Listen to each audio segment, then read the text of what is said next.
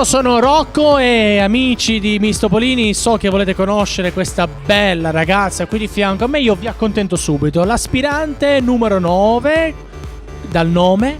Martina. Martina. Oh, Martina, raccontati un po', insomma, raccontaci un po' di te. Chi sei, cosa fai nella vita, i tuoi sogni nel cassetto, se sei fidanzata, perché è una cosa importante, no? Saperlo.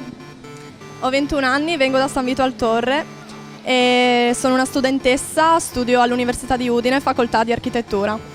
Mi piace molto la moda e infatti vorrei diventare una stilista. Penso di essere abbastanza brava.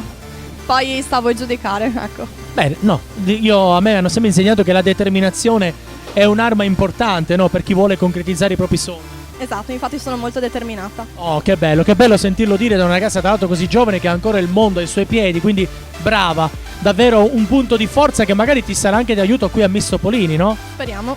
Oh, senti, quindi sogni di diventare, insomma, abbiamo già saputo cosa vuoi fare, cosa ti aspetti però anche da Mistopolini, da un concorso fondamentalmente di bellezza, di moda, non so, io ti chiedo così fuori dai denti, una carriera da modella, girare il mondo, lavorare per i grandi stilisti del mondo.